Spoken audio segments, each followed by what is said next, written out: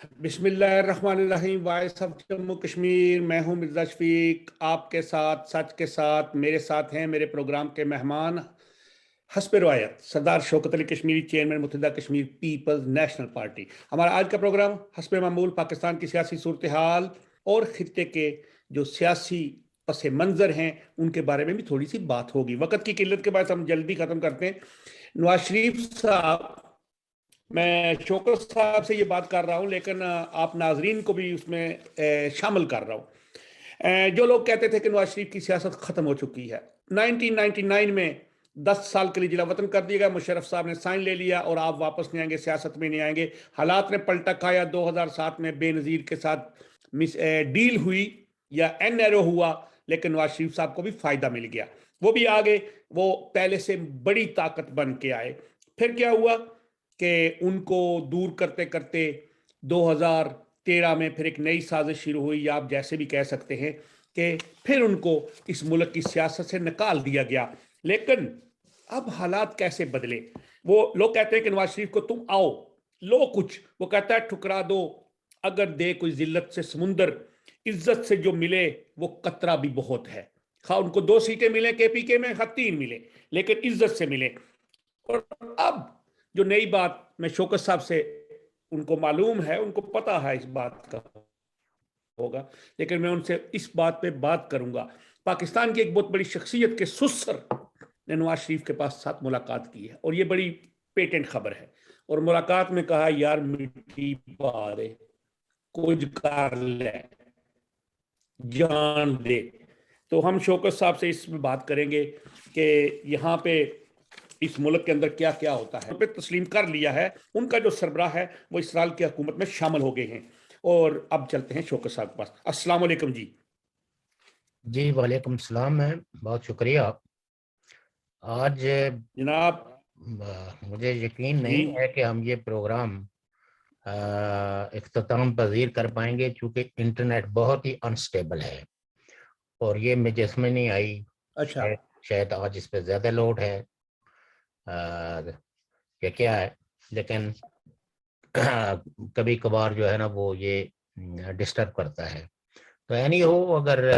بند ہو جاتا بند ہو جاتا ہے یا چلو کہیں اسٹاپ ہو جاتا ہے تو پھر ہم وہیں اس کو فنش کر دیں گے، جی تاکہ جو ہے وہ مزید ٹھیک ہے ایسا ٹھیک ہے۔ تو جی بات یہ ہے کہ بیک گراؤنڈ تو آپ ٹھیک نے ہے جی بتا دیا ہے کہ اب تمامی اخبارات بھی اور جتنے بھی باخبر لوگ ہیں پاکستان کے، خاص کر کے صحافت دنیا میں، وہ سبھی یہ بات کہہ رہے ہیں کہ محترم نواز شریف صاحب جو ہے وہ اب واپس پاکستان آ رہے ہیں اور لندن سے واپس جا رہے ہیں۔ حکومتی حلقے تو آپ کو پتہ ہی ہے کہ وہ پروپیگنڈا کرتے ہیں کہ جی چونکہ ان کا ویزا جی جو ہے وہ ختم ہو چکا ہوا ہے تو وہ اپیل پہ ہے، اور ان کو کوئی شاید اس طرح کے اشارے ملے ہوں گے، ان کا ویزا کی جو ایکسٹینشن کی جو درخواست ہے، جو اپیل ہے وہ مسترد ہو جائے گی، تو اس لیے وہ یہ کہہ رہے ہیں۔ میرے خیال میں پاکستان جیسے ملک کا 3 دفعہ رہنے والا پرائم منسٹر جو ہے، اس کو کوئی بھی ملک، خاص کر کے یورپ کا، نارتھ امریکہ کا، وہ ان کو تو دامے درمے سوکھنے لینے کے لیے تیار ہوں گے، اور ان کو کوئی بھی دھکا دے کے پاکستان نہیں بھیجے گا، چاہے ویزے کی لیگل پوزیشن کچھ بھی ہو، کیونکہ ہم یورپ کے قوانین بھی سمجھتے ہیں، یورپی کمیشن ہے جو ہیومن رائٹس کے حوالے سے، پھر برطانیہ جیسا ملک جہاں جوڈیشری جو ہے وہ کسی ریٹن کانسٹیٹیوشن کے تحت نہیں چلتی بلکہ اپنی اعلیٰ روایات پہ چلتی ہے، اور وہاں یعنی عدالت کا جو سسٹم ہے وہ کامن وزڈم پہ چلتا ہے۔ اس لیے پاکستان کی جو آبجیکٹو کنڈیشنز ہیں اس میں اتنے نمایاں شخصیت کو جو 3 دفعہ پرائم منسٹر رہا ہو، اور حکمران آئے دن ان کے بارے میں اپنے بغض، اپنے انتقام اور کا بھی اظہار کر رہے ہوں، اور ساتھ میں یہ اعلان بھی کر رہے ہوں کہ جیل کے دروازے ان کے لیے کھلے ہیں، وہ آئیں گے تو ان کو سیدھا جیل جانا پڑے گا. تو ایسے میں برطانیہ جیسے ممالک اور خاص کر کے برطانیہ کی جوڈیشری، وہ ان کو تو اگر تھوڑا سا بھی یہ احساس ہو جائے کہ کسی آدمی کو فیئر آف پرسیکیوشن ہے تو اس کو نہیں وہ ڈپورٹ کرتے، بلکہ اس کو تو وہ فل فلیج اس ملک میں پرماننٹ رہنے کا حق دے دیتے ہیں. تو جائے کہ جس کے بارے میں حکمران روزانہ یہ اعلان کرتے ہوں کہ یہ تو آئیں تو ہم ان کو جیل بھیجیں گے، ہم ان کو عمر قید ہیں ان کو جیل میں رکھیں گے ساری زندگی. تو ایسے ملک میں تو میں نہیں سمجھتا ہوں کہ اس میں بڑی شخصیت کو جو 3 دفعہ اگین بات کرنی پڑتی ہے، 3 دفعہ پرائم منسٹر ہو، تو اس کی زندگی کو کسی رسک میں ڈالیں. تو یہ تو ان کو کوئی خطرہ نہیں ہے، یہ محض حکومتی پروپیگنڈا ہے یا کیا سرائیاں ہیں جو بھی میں آپ کہہ سکتے ہیں. نواز شریف صاحب جو ہے وہ جو جا رہے ہیں واپس، ان کے لیے فضا جو ہے وہ کافی حد تک سازگار ہو گئی ہے. اور نون لیگ کی وہ مشکلات اور وہ مسائب جو اسٹیبلشمنٹ کی وجہ سے تھے، اور عمران خان اور اسٹیبلشمنٹ کی کولیبریشن نے جو 1 پوائنٹ ایجنڈا رکھا ہوا تھا to suppress the Muslim League Noon, اور ان کو بالکل جو ہے وہ مارجنلائز کرنا ہے. تو اس مارجنلائزیشنز کے عمل سے میں یہ سمجھتا ہوں کہ مسلم لیگ نون جو ہے وہ سرخرو ہو گئی ہے. یہ احساس جو ہے جہاں مذاکرات کا یا دوسرے تیسرے جو لابی ورک ہے، وہاں مسلم لیگ کی وہ قیادتیں ہیں، جب وہ رہنما خاص کر کے نواز شریف جنہوں نے مزاحمتی بیانیہ اور ووٹ کو عزت دو کا ایک نیریٹو بلڈ کیا، اور اس میں انہوں نے پاکستان کی جو اسٹیبلشمنٹ تھی بہت بلند اور سخت الفاظ میں اس کے رول کرٹیسائز کیا، ایکسپوز کیا. تو نتیجہ یہ ہے کہ اسٹیبلشمنٹ نے ہی یہ انیشیٹو لیا، کیونکہ پاکستان کے جو دگرگوں حالات ہیں، ان حالات میں پاکستان کی اسٹیبلشمنٹ نے جو عمران خان صاحب کے بلند بانگ دعووں کے ساتھ ساتھ ہے جو اسٹیبلشمنٹ کے ساتھ ان کی جو کولیبریشنز تھی، تو وہ مطمئن تھے کہ عمران خان صاحب پاکستان کی جو ضرورتیں ہیں، چاہے وہ سیاسی ہوں، معاشی ہوں، جغرافیائی ہوں، ان کو حل کر پائیں گے. بدقسمتی اسٹیبلشمنٹ کی اور پاکستان کی یہ رہی کہ عمران خان صاحب کسی ایک بھی معاملے میں کوئی خاطر خواہ نتائج برآمد نہیں کر سکے، نہ علاقائی معاملات میں، نہ معیشت کے میدان میں، اور سیاست میں بھی وہ کوئی ہمانگی نہیں پیدا کر سکے. اور ملک آپ فرماتے ہیں کہ جی آپ فرماتے ہیں کہ جو سائنسدانوں نے تجربہ کیا تھا وہ تجربہ کامیاب نہیں ہو رہا سائنسدانوں سے. بالکل. دیکھیے بات یہ ہوتی ہے کہ جو ان سائنس کا سائنٹیفک اصول ہے کہ پہلے جو ہے وہ ایک تھیسس یعنی ایک تھیوری ڈیولپ کی جاتی ہے، تھیسس، سینتھیسس، اینٹی سینتھیسس اور سینتھیسس. تو وہ پروف ہو گیا کہ جو کچھ بھی ہوپس یا عمران خان صاحب کے اپنے جو بلند بانگ دعوے تھے، ان میں سے کوئی ایک دعویٰ بھی سچا بدقسمتی سے نہیں ہو سکا. نہ ان کا جو کرپشن کا بیانیہ تھا، اس کرپشن پہ کوئی قابو پایا جا سکا، اور نہ ہی درست انداز میں جن لوگوں نے بھی پاکستان کی دولت لوٹی ان کو انصاف کے کٹارے میں کھڑا کیا جا سکا. یہ ساری جو کچھ بھی ہوا ہے، یہ پیپلز پارٹی اور نون لیگ کے ہی گرد جو ہے نا یہ سارا احتساب اور کرپشن کے جتنے بھی دائرے کھینچے گئے ہیں، وہ ان اپوزیشن رہنماؤں اور خاص کر کے وہ لوگ جو عمران خان کی حکومت کو تنقید کا نشانہ بناتے تھے، انہیں کو جیلوں میں جانا پڑا، انہیں کو کبھی ضمانات کبھی اندر. تو یقیناً ان سے برآمد تو کچھ بھی نہیں ہوا. تو اٹ مینس کہ Imran has fail to develop his narrative as well the corruption charges. क्योंकि करप्शन के हवाले से जो दीगर साइंसदान हैं उनका बयानिया ये है कि ये सियासतदानों ने भी करप्शन की होगी, लेकिन उसका हुजम जो है वो इतना बड़ा नहीं है कि जिससे कि पाकिस्तान की मैशत जो है वो तबाह हो। और फिर खुद जब उन्होंने ऐलान किया था कि हम असेंबली के फ्लोर पे माजी में जितने भी कर्जाजात लिए गए हैं हम उस हवाले से एहतसाब करेंगे कि वो लोग वो कर्जे कहाँ कहाँ खर्च हुए, लेकिन कुछ दिनों के बाद उन्होंने अपने इस दावे को, वो पाकिस्तानी सियासत में आमतौर पर उनको कहते हैं ना, यू टर्न ले लिया, लेकिन इस पे चुप साध ले ली, ऐसे जैसे कि ये बात कह के तो उन्होंने कोई ऐसी रेड लाइन क्रॉस करने की कोशिश की जिससे वो तौबा तायब हो गए। और फिर कभी असेंबली के फ्लोर पे उन्होंने कर्जाजात के इस्तेमाल कि ये कहाँ कहाँ इस्तेमाल हुए हैं, किस हुकूमत ने कहाँ इनको खर्च किया है,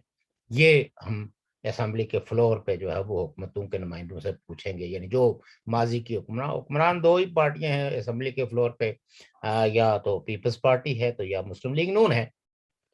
और मजे की बात यह है कि इन दोनों पार्टियों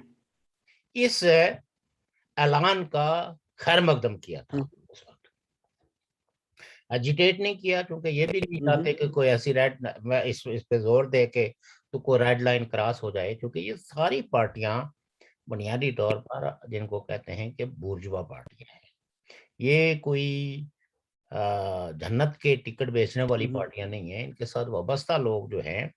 वो उनके मफादात को तहफ़्फ़ुज़ करती हैं, मराहत याफ्ता तबके जो पाकिस्तान में। लेकिन इन पार्टियों को आज ये हासिल है कि जब जब भी इनको हुकूमतें मिली इन्होंने कुछ ना कुछ इकोनॉमिकल जो सरगर्मियां जिसको कहते हैं माशी सरगर्मियां वो लोगों को नजर आई, और लोगों का फेथ जो है वो स्टेट पे रहा कि शायद आज नहीं तो कल बेहतरी हो जाएगी। इमरान खान साहब के अमन के बाद साल डेढ़ साल तक तो लोग इसी उम्मीद में रहे कि जिस तरह के इन्होंने दावे किए थे, जिस तरह ये पता नहीं कितने करोड़ों की नौकरियां दे रहे थे, किस तरह कितने करोड़ लोगों को मकानात मुहैया कर रहे थे, फिर गुर्बत के खात्मे की जो बातें थी वो करप्शन के खात्मे की बातें थी, उनमें से कोई एक दावा भी उनका सच्चा साबित नहीं हुआ।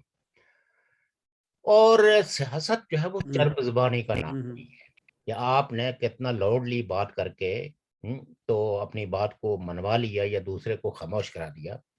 सियासत नाम है हकायक के बयान करने का और हकीकतों को फेस करने का। बदकिस्मती इमरान खान साहब की मैं ये समझता हूँ कि ये है कि उन्होंने जितने भी लोग अपने क्या कहते हैं उनको स्पोक्स पर्सन्स लगाए हैं, जो उनकी नुमाइंदगी आके वो इमरान खान साहब का कोई कद काट बढ़ाने के बजाय उन्होंने जिस तरह की तू मैं को फरोग दिया, उससे इमरान खान साहब की हुकूमत जो है वो अहले दानिश और फिक्र के नज़दीक भी एक गैर संजीदा और मियार से कमतर हुकूमत के दर्जे पे आ गई। अगर वो तर्जमान जो है वो मुकालमे को शुरू करते, वो अपनी हुकूमत की कोई जो भी अच्छाइयाँ थी, या मैं समझता हूँ कि बड़े लोग जो है वो हमेशा अपनी गलतियों को भी तस्लीम करते हैं, अपनी कमाइयों को भी, और जो आवाम के लिए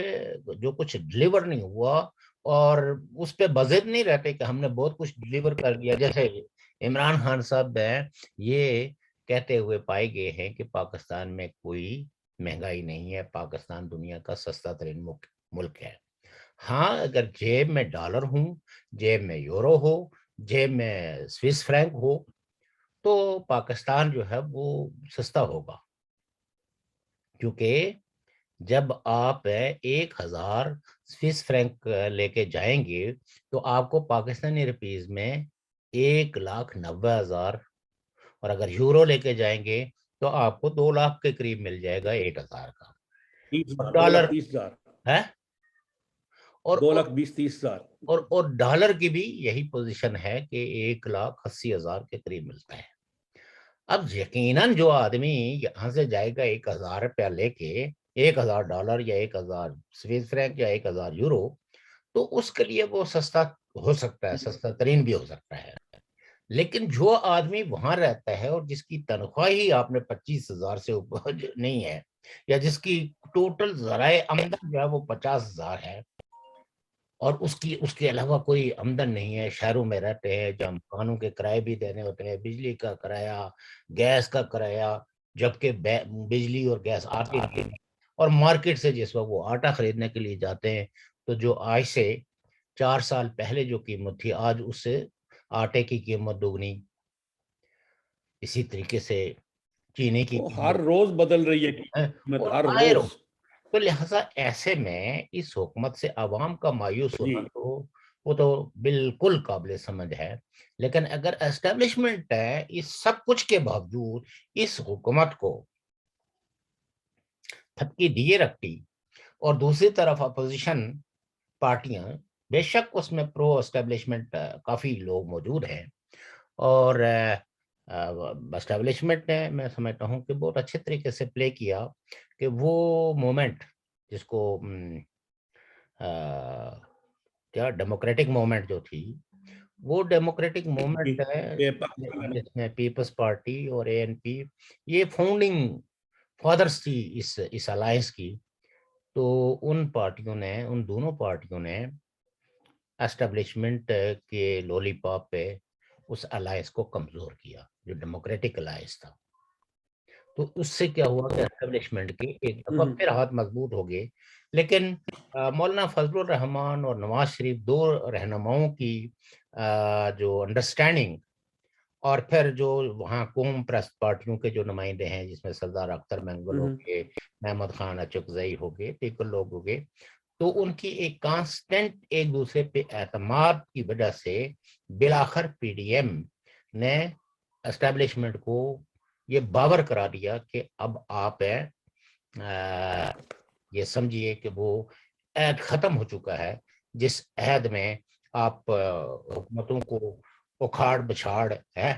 اور ملک کے وزیر اعظم کو اپنے پاؤں تلے رکھتے تھے، اب یہ چیزیں نہیں چلیں گی۔ تو اس کے بعد پھر یعنی اسٹیبلشمنٹ نے ایسا نہیں ہے کہ بالکل ایک دم سرنڈر کر دیا، انہوں نے کافی حد تک اس پہ منورنگ بھی کی، ہر جماعت کے اندر گروپ بندیاں بھی کرانے کی کوشش کی، لیکن بالآخر اسٹیبلشمنٹ کے اندر بھی آپ یقیناً وہ جنرل جو فوری طور پر کوئی فائدہ نہیں اٹھا رہے، ان کے پاس کوئی ٹھیکہ نہیں ہے، ان کے پاس اسٹار سجے ہوئے ہیں اور جو ان کی تنخواہیں وہی ملتی ہیں، تو وہ یقیناً یہ چاہیں گے کہ یہ سسٹم کلیپس نہ کرے۔ تو ان کا پریشر بھی آیا، اور الٹیمیٹلی پی ڈی ایم کی پارٹیوں سے، مولانا فضل الرحمان سے اور نون لیگ کے ساتھ ایک طرح کے خفیہ مذاکرات کہہ سکتے ہیں آپ، جو پس منظر میں ہوئے، پیش منظر میں نہیں ہوئے، لیکن اس کے نتیجے میں جو شوائد یا جو آثار نظر آ رہے ہیں کہ اپوزیشن پارٹیاں نسبتاً ایک کمفرٹ زون میں داخل ہو گئی ہیں، اور نواز شریف صاحب نے بھی اپنی واپسی کا اعلان کر دیا ہے۔ یقیناً ان پارٹیوں کو بڑے تلخ تجربے ہوئے ہیں، یہ 3 سال کا جو دور ہے، اس دور میں چاہے پیپلز پارٹی ہو، مسلم لیگ نون ہو، ان کو تو بہت مشکل مراحل سے گزرنا پڑا۔ لیکن خود میں سمجھتا ہوں کہ پی ٹی آئی کے اندر بھی بہرحال ایک سنجیدہ، چونکہ انسانوں کی جب پارٹیاں ہوتی ہیں تو ایسا نہیں ہوتا کہ انسان یا اس پارٹی کے سارے لوگ اپنی آنکھوں پہ پردے ڈال دیتے ہیں اور وہ سمن بکمن ممجن ہو جاتے ہیں، نہیں، وہ یہی وجہ ہے کہ اپنے عمران خان صاحب جو بلا شرکت غیر اس پارٹی کے لیڈر تھے، اور ان کے ساتھ ان کے چاہنے والے بے شمار تھے، اب وہ چاہنے والوں کی چاہت بھی کم ہو گئی اور تنقید کرنے والے بھی اس پارٹی کے اندر پیدا ہو گئے، اور وہ لوگ جو ایم این اے ہیں، وہ یقیناً جب ایک پارٹی کسی شخص کو نمائندگی کا حق دیتی ہے، وہ ٹکٹ جاری کرتی ہے کہ تم ہماری نمائندگی کرو. ہماری نظر میں وہ آدمی چاہے جیسا بھی ہو، ہم اسے لوٹا کہیں، اسے جو کچھ بھی کہیں، لیکن جو پارٹی ایسے شخص کو لیتی ہے اور پھر اس کو کانسٹیٹیوشنل فورم میں نمائندگی کے لیے ٹکٹ اپنا جاری کرتی ہے کہ جائے عوام سے مینڈیٹ لے اور آپ کانسٹیٹیوشنل فورمز کے اندر آگے پارٹی کی نمائندگی کریں. تو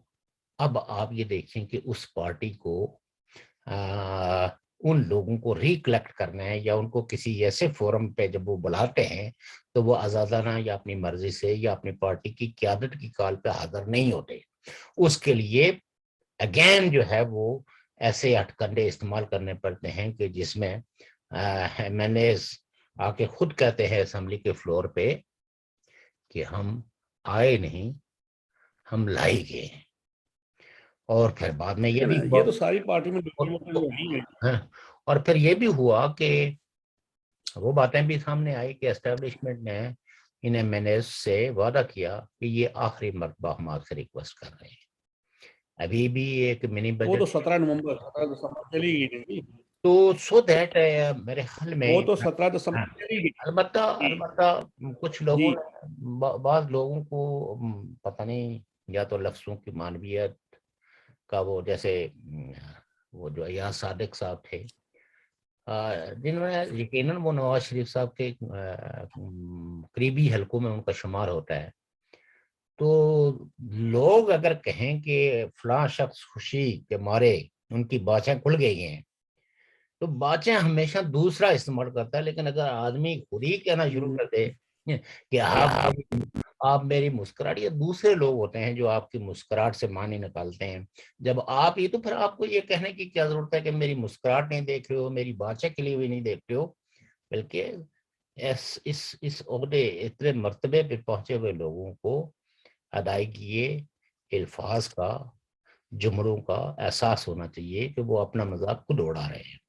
یہ باچیں کھلنا یہ دوسرے لوگ کہتے ہیں کہ جی واہ جی شفیق صاحب آپ اتنے خوش ہیں کہ آج آپ کی باچیں کھلی ہوئی نظر آتی ہے. لیکن اگر آپ خود کہنا شروع کر دیں گے تو وہ پھر وہ تھوڑا سا مشکوک کرتے ہیں آپ اپنی ساری سرگرمی کو.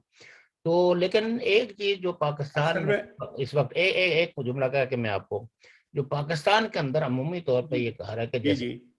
عمران خان صاحب کی حکومت جو ہے وہ مارچ سے اوپر نہیں چڑھے گی. مجھے ابھی بھی اپوزیشن کے اس اعتماد پہ شک ہے، اور ان کی جو مینیج کرنے کی، منور کرنے کی جو صلاحیتیں ہیں، یہ صلاحیتیں مجھے ان صلاحیتوں کا فقدان لگتا ہے ان میں. کیونکہ یہ تو ایک دوسرے کو بھی جو ہے وہ آپ کہہ سکتے ہیں کہ وہ کیا کہتے ہیں ٹھیلا مارنا، یہ آگے بڑھنے کے لیے اپنے ساتھی کے کندھوں سے بھی اچھل جانے والے لوگ ہیں. تو یہ ابھی بھی ان میں یہ مینجمنٹ کی صلاحیت مجھے نہیں لگی. یہ تو سمجھتے ہیں کہ باہر سے لوگ آگے تو ہمارے لیے کمپٹیشن پیدا ہوگا، لہٰذا یہ اپنے ٹکٹ کی امیدواری کے لیے دوسرا کوئی امیدوار تو دیکھنا نہیں چاہتے. اور وہ سپیس دیے بغیر، وہ مینجمنٹ کیے بغیر مسلم لیگ نون جو ہے وہ عدم اعتماد کی تحریک کیسے پیش کرے گی؟ پالیٹکس جو ہے وہ جہاں اصولوں کا نام ہے، جہاں ریاضت کا نام ہے، جہاں لوگوں کی خدمت کا نام ہے، اس میں جو ہے وہ مینجمنٹ بھی اس کا کی ایک، وہ چاہے نظام کی مینجمنٹ ہو، چاہے بندوں کی مینجمنٹ ہو یا پارٹی کی مینجمنٹ ہو، یہ صلاحیتیں جو ہے وہ بہرحال ہے ابھی تک ان کا کوئی اظہار نہیں ہوا، اور نہ ہی وہ کسی ایسے مقتدر لیڈر کو اپنے ساتھ ملانے میں کامیاب ہو گئے کہ جس کی وجہ سے ہم کہیں کہ کل یہ اعتماد کی کوئی تحریک پیش کریں گے وہ کامیاب ہو جائے گی. چونکہ وہ کہتے ہیں نا کہ کسی حکیم نے خاتون سے پوچھا کہ تمہارا رنگ پیلا کیوں ہے؟ تو اس نے کہا حکیم صاحب میں مٹی کھاتی ہوں. تو اس نے کہا کہ جب آپ کو پتہ ہے کہ مٹی کھانے سے آپ کا خون جو ہے وہ اس میں ریڈ بلڈ پہ جو اثر پڑتا ہے اور آپ کا رنگ پیلا پڑ گیا ہے، تو کم ہو جائیں گے.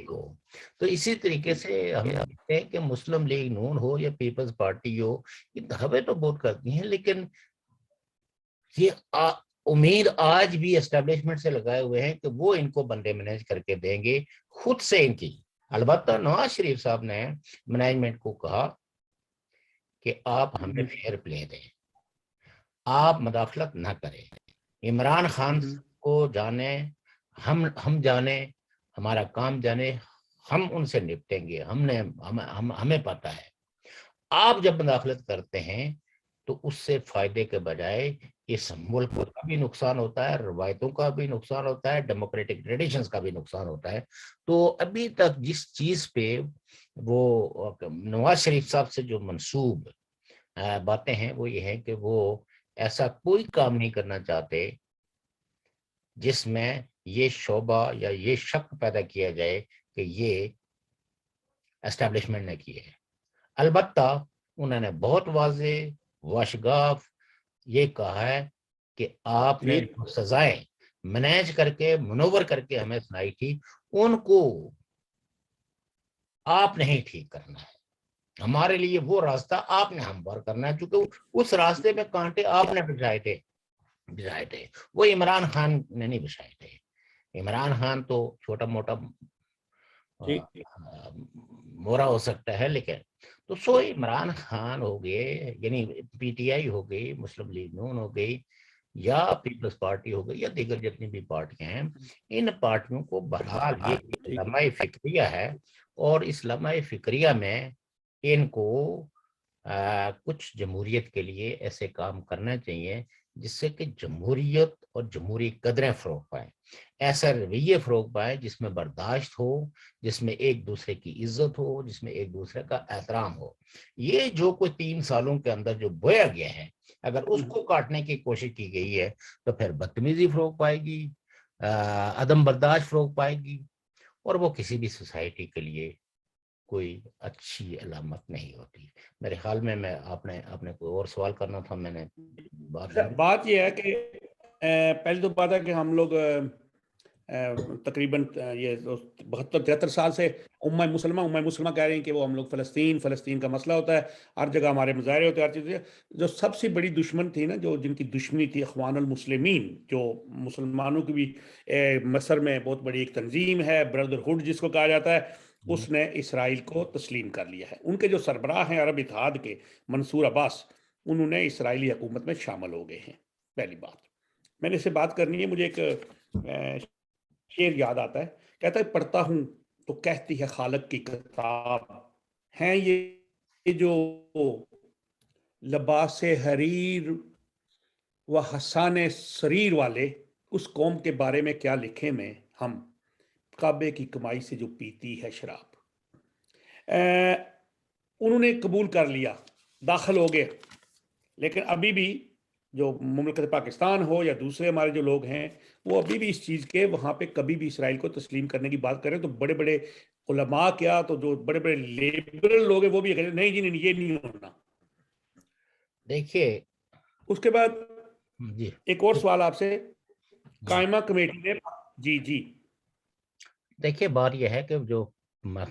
دوسرا سوال بھی ایک چھوٹا سا ہے. فلسطین کا جو قائمہ کمیٹی نے رانا شبیب اور ثاقب نثار صاحب کو بلایا ہے. جی میں بات یہ کر رہا تھا کہ دیکھیے یہ جو مڈل ایسٹ کا ایشو یا مسئلہ فلسطین ہے، اس مسئلے کو تو سب سے پہلے جس ملک نے انیشیٹو لیا تھا وہ تھا مصر. انوار السادات کی قیادت میں انہوں نے اسرائیل کے ساتھ اپنے سفارتی تعلقات بحال کر لیے تھے اور اسرائیل کو ملکت کے طور پر تسلیم کر لیا تھا. حالانکہ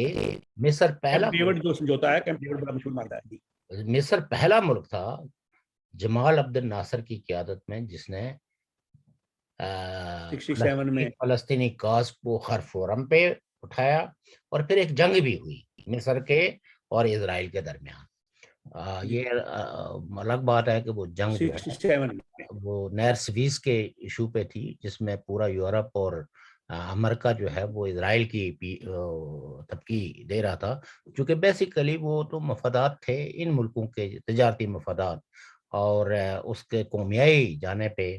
ان ملکوں کو ایک طرح کا ان کے نفع میں تھوڑی سی کمی واقع ہونے کا خدشہ ان کو تھا، تو اس لیے اس جنگ میں انہوں نے اس کو سپورٹ کیا۔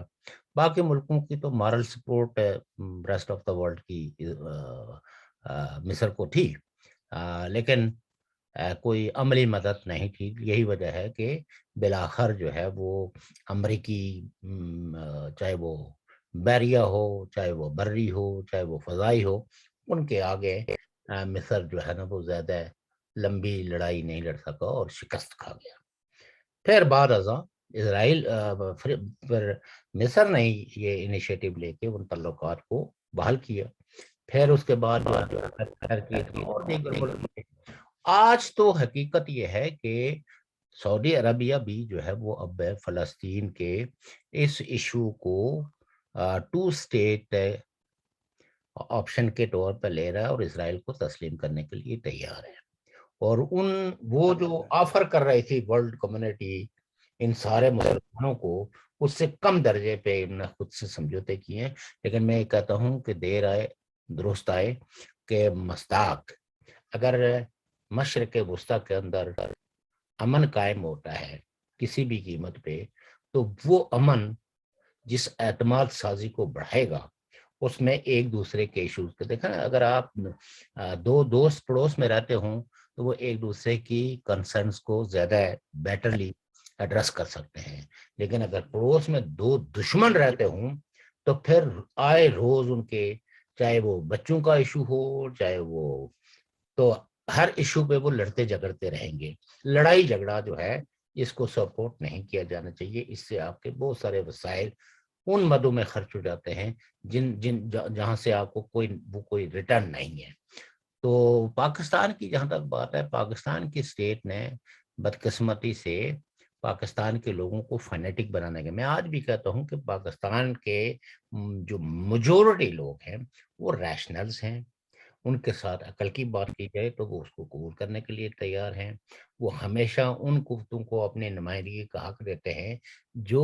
نسبتاً معتدل ہیں۔ میں ان کو پروگریسو نہیں کہوں گا، بہت زیادہ کوئی ڈیموکریٹ بھی نہیں ہے، لیکن وہ باقیوں کی نسبت معتدل ہے،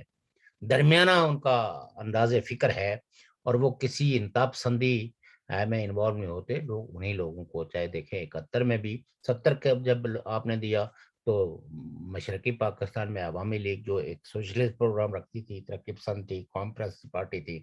ادھر بھی جو ہے آپ دیکھیں کہ مغربی پاکستان میں 2 صوبوں نے تو آؤٹ رائٹلی پیپلز پارٹی کو مینڈیٹ دیا، ذوالفقار علی بھٹو صاحب کی، وہ بھی ان کی آدرشیں بھی سوشلسٹ تھی۔ اور پھر باقی ماندہ 2 صوبوں میں، یعنی جو خیبر پختونخوا ہے یا بلوچستان ہے، تو ان 2 جگہوں پہ بھی جو 2 پارٹیاں جیتی، اس میں عوامی نیشنل پارٹی، اس پارٹی کے بارے میں بھی کسی کو کوئی شک و شبہ نہیں ہے، وہ اینٹی امپرلسٹ تھی، پرو جو ہے وہ نیشنلزم تھی، نیشنلسٹ تھی اپنے کردار کے اندر، اور سوشلزم یعنی سوشلسٹ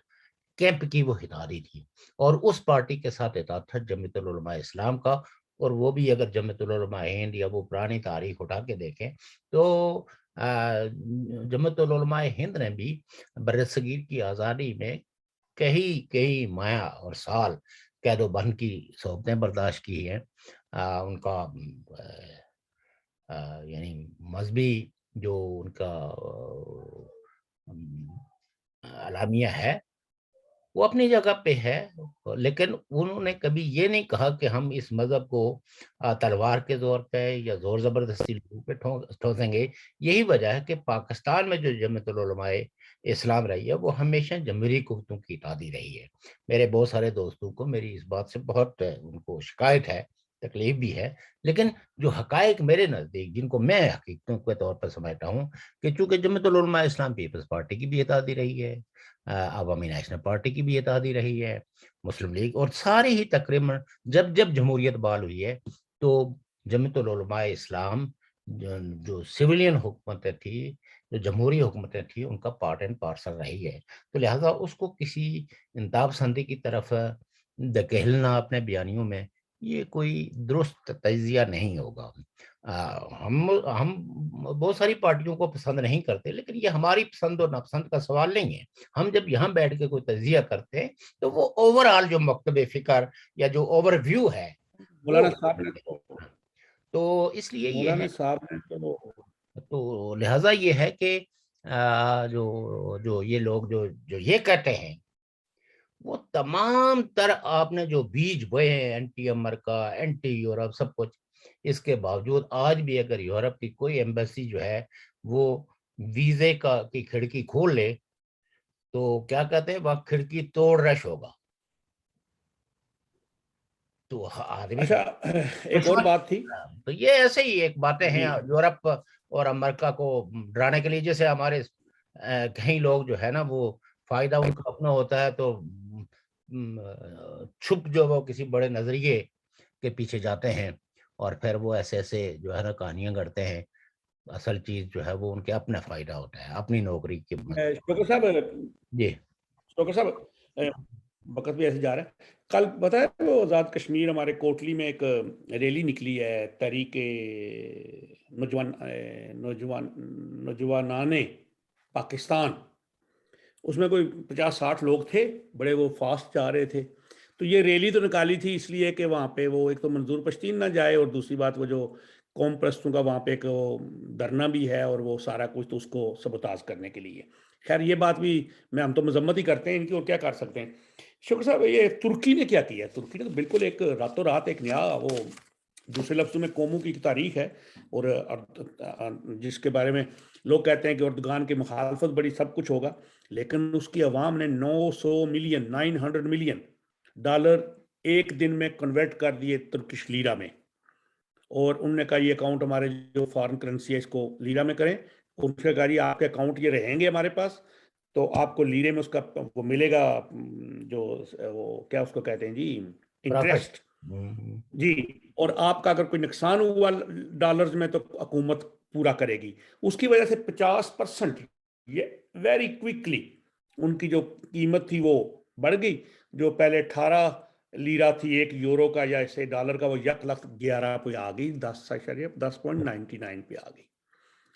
یہ ایک نئی اس نے ایک تھیوری دی ہے لوگوں کو، ایک نیا معاشیت میں کنسیپٹ دیا ہے. اور ہمارے وہ پاکستان کے وزیر اعظم کہتے ہیں کہ جب معاشیت بہتر ہوتی ہے تو ڈالر کا ریٹ بڑھ جاتا ہے.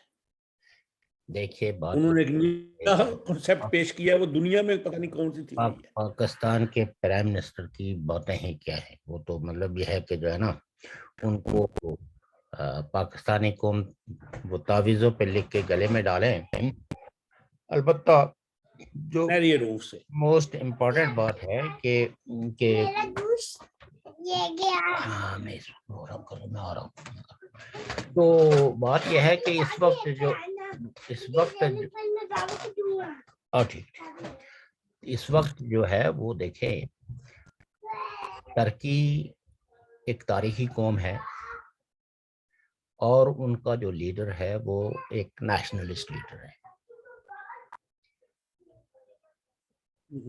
میں نہیں سمجھتا ہوں کہ جو اقدامات انہوں نے اٹھائے ہیں لیرے کو مضبوط کرنے کے لیے اس سے کوئی ترکی کی معیشت پہ کوئی بہت بڑے مثبت اثرات پڑیں گے. کیونکہ اثرات تو پڑنے ہوتے ہیں نا مارکیٹوں میں، آپ کی امپورٹ کتنی ہے آپ کی ایکسپورٹ کتنی ہے. اور نو ڈاؤٹ ترکی کا جو انڈسٹریل انفراسٹرکچر ہے وہ کافی حد تک ایڈوانس ہے اور دنیا بھر کی بہت ساری ایڈوانس جو کمپنیاں ہیں ان کی انویسٹمنٹ بھی ترکی کے اندر ہے جو بالآخر. اور پھر ٹورزم آپ یہ دیکھیے نا کہ ایک طرف تو یہ تصور دیا جا رہا ہے نا کہ ترکی کا لیڈر جو ہے وہ اسلامائزیشن کر رہا ہے اور ترکی کو ایک تنگ نظر معاشرے کی طرف لے جا رہا ہے، لیکن پریکٹیکلی آج بھی ترکی کے اندر جو عدم جو برداشت ہے وہ بہت زیادہ ہے اور ایک دوسرے کی شخصیت کا احترام کرنا. جس نے جو ڈریس پہنا ہوا ہے اس پہ دوسرے کو اعتراض کرنے کا اس سوسائٹی نے کوئی حق نہیں دیا ہے. ہمارے ہاں پرابلم یہ ہے کہ آپ شلوار قمیض پہن لیں تو اس پہ دوسرے کو اعتراض, آپ سوٹ کوٹ پہن لیں اس پہ دوسرے اعتراض. تو لہٰذا ہماری وہی مینٹلٹی جس کو جو ہماری گرو ہوئی ہے پاکستانی معاشرے کے اندر, تو ہم اسی سے دنیا کو دیکھنے کی کوشش کرتے ہیں, اور اسی لیے ہمیں بعض دفعہ حیرتیں ہوتی ہیں. اور اس میں حیرت کی ایسی کوئی بات نہیں ہے. ان کے پاس اتنے وسائل تھے, ریزروز تھے وہاں کے لوگوں کے پاس, اور جب ان کے لیڈر نے کہا کہ اس کو آپ ایسے کر لیں, اور یہ پاکستان میں بھی بائی دا وے ہو چکا ہے. جس وقت پاکستان پہ وہ ایٹمی دھماکے کرنے کے بعد امبارگو لگا تھا, اس وقت لوگوں نے بڑے پیمانے پہ جو ہے نا وہ جنرسلی کنٹریبیوٹ, لیکن پے در پہ حکومتوں نے, لیڈروں نے وہاں کے لوگوں کو جس طرح بٹرے کیا ہے, تو اس کی وجہ سے اب وہاں لوگوں میں ایک اعتماد جو ہے کرنا دوسرے پہ وہ تھوڑا سا مشکل ہو گیا ہے. اس کے لیے آپ کو اپنے عمل سے, اپنے خلوص سے, اپنے وزڈم سے یہ ثابت کرنا ہوگا کہ میں آپ کو ترقی کے راستے پہ گامزن کر سکتا ہوں. تو یہ جو ٹرسٹ ڈیفیسٹ پیدا ہوا اس سوسائٹی میں, اس کو ختم کیے بغیر آپ اب پاکستانیوں سے آپ کس قربانی کی آپ بھیک مانگیں گے؟ کہ سیاسی پارٹیاں, انہوں نے ان کو دیا کیا ہے؟ کوئی کچھ دیتا ہے نا تو پھر مانگتا ہے تو لوگ اس کے لیے دیتے بھی ہیں. تو ان رہنماؤں نے, ان پولیٹیکل پارٹیوں نے وہاں کے لوگوں کا اصل میں تو سمجھتا ہوں کہ جو تو آئی تھنک کہ بار بار جو ہے نا یہ جو میسیجز, میں آخری بات کر رہا ہوں, اس کے بعد ناظرین سے اجازت لیں گے. ناظرین, ترکی میں جو سب سے بڑی بات ہے اس قوم کا اپنے لیڈر پہ اعتماد, اور لیڈر کا قوم پہ اعتماد ہے. دوسری بات, وہاں پہ امن و امان کا مسئلہ ہے, مذہبی منافرت نہیں ہے, اور ان کی جو انڈسٹری ہے وہ چل رہی ہے. اور جو میرے ایک بہت اچھے دوست ملنے والے ترکی ہیں, وہ بڑے اچھے تجزیہ نگار میں, انہوں نے کہا کہ ترکی کی فیکٹریوں کے پاس 2023 تک یہ جو مینوفیکچرنگ کی بکنگ ہے, ان کے پاس آرڈر جو ہے 2023 تک فل ہیں. تو ہم اسی پہ اتفاق کرتے ہیں. کل پھر ملیں گے. آج شوکت صاحب کے انٹرنیٹ کی پرابلم ہے اصل میں, دیکھیں, چلو اللہ ان کو ٹھیک کرے. تو اللہ حافظ, کل پھر ملیں گے.